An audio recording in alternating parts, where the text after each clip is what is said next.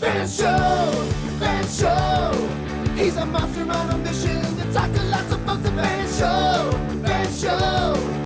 Hey everybody, it's the Van Show! Woohoo! Yeah! Oba-doba-doba, we are super duper excited because today we got the one and only Ali Terese. Say hello, Ali! Hi everybody! Hey, we're so super stoked to have you! I am so thrilled to be back in Texas, and I am thrilled to be back on your show, Van. Really? Yes, when I think Texas, I think Van. There we go, that's what I'm talking about. That's what I like about Texas. It's Van, that's right. And all the cool people he talks to. Yeah. Hey, and your number one fan, or your number one Fern, I would say, is right behind you. Say hello, Fernie. Hey, yeah, Fernie loves you. He was so excited when he got to take home the G.O.A.T last time. That made me so happy. I had never met a Fern before that was so committed to health equity, and I'm just thrilled to be here again with you. Oh, yes. Very progressive Fern, that one. Yes. Now, Ali, thank you for coming on the show a second time. This is super duper exciting. I am excited.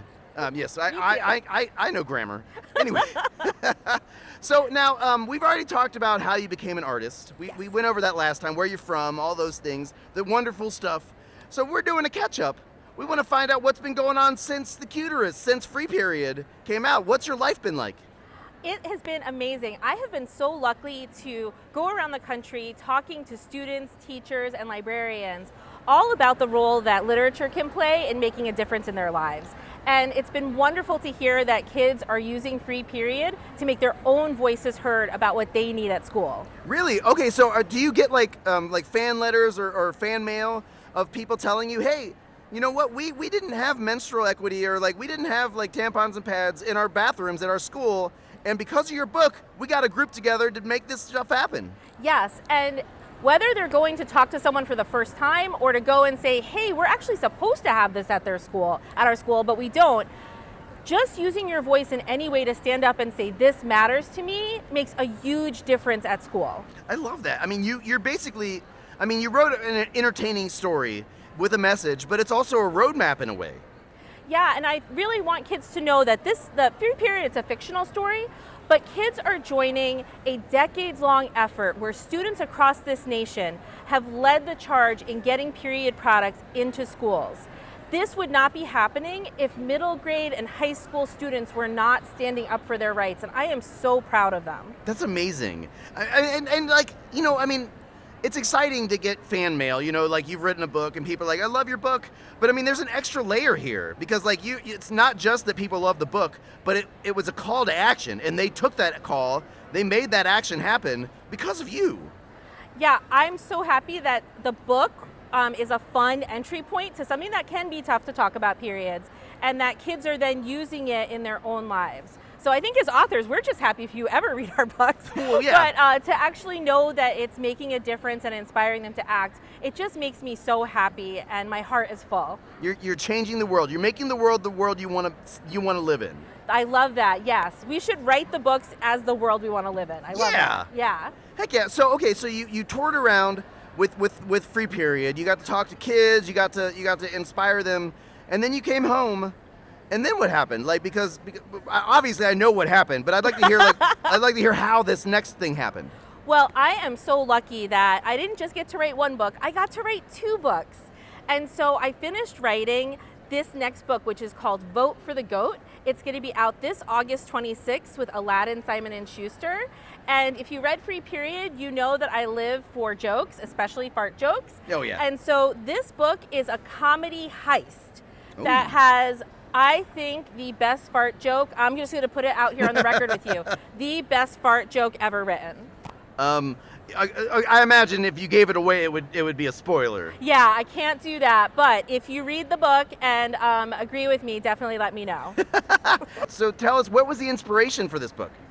So Vote for the G.O.A.T. is like I said, it's a middle grade heist, and it's a story where Babette, the world's cutest goat and the mascot at Somerset Middle School, she actually gets stolen. And so the kids put together a ragtag group to do a reverse heist. They Oh. find Babette and steal her back so that they can set her free where she'll be safe on a farm or sanctuary. Ah. And so, like, the underlying issue here is that, like, when we stand up for, say, a Babette in our lives, we can also learn to stand up for ourselves. Oh. And so in this book, the kids stand up for Babette, and then they also learn to stand up for their own health and safety and something called bodily autonomy. Oh. The idea that we should each get to make decisions about our own body.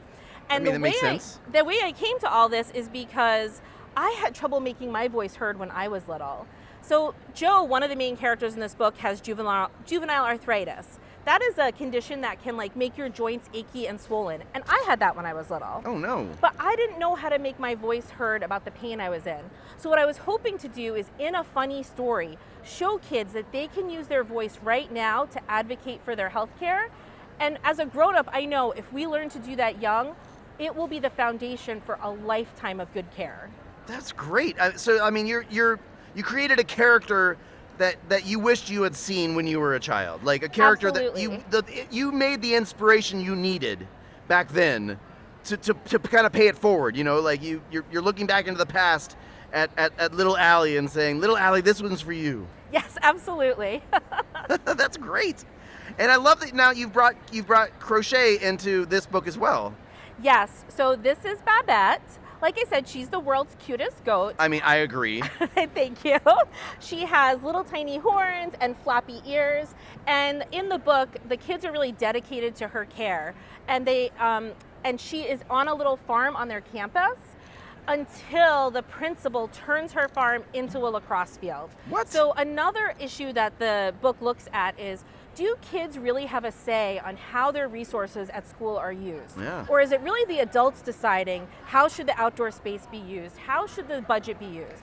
And as a kid, as a student, the school is all for you, but do you actually have a say in how things are being done? Most of the time, no. That's correct. But I hope that kids will read this book and maybe they'll find something at their school, whether it's a goat who lives there or something else, and say, you know, this is something I care about, and I actually care about it enough that I'm going to find out, how are decisions made here? Yeah. Who are the people making the decisions, and can I talk to them about what's being done? Now, since this is done, I know, you know, there's a lot of work. You're touring right now. Do you have something in the works in your brain, like for the next story? I am writing the wildest, craziest, funniest thing I have ever written right now. Can you give us a little taste? I'm gonna say, what if the quiet girl decided she was absolutely done being quiet at school? Oh, I like this. Yes. Yes. Oh, years of repression built up. Yes, let's do this. That's right. Oh my goodness. Now, and I imagine there will be some kind of crochet involved with this next book. Yes, I have to say, I make a mascot for every book. And my goal is that in crochet and other crafts that you can find on my author website that go with my books, we're really bringing the story world into the real world. And that kind of helps us talk through tough issues. As my own middle grade reader says, it's always a little easier to talk about when we're talking through yarn. Yeah, well, and you know what I love is that instead of being like, well, I'm gonna make and sell a bunch of goats, or like have like a factory make and sell a bunch of goats, you're giving people the tools to make those goats themselves. Yes, absolutely. And so I'm just gonna say, on my author website, you don't even have to read the book. They're for free. A Goat Ready with Me headband pattern is on there, as well as other crafts that kids could make right now. And everything is basic shapes made for 9 to 13-year-olds to make on their own. Well, I'm so excited that you've got a new book coming out. You've got another one in the brain in the works. I mean, like, it feels like this. We're getting on the ground floor of Ali Terese right here. Like the Van show was it. We were here before she blew up and became the world-renowned superstar that is Ali Terese. Thank you, man. Heck yeah. Goodbye. Bye. Van Show, Van Show, Van Show.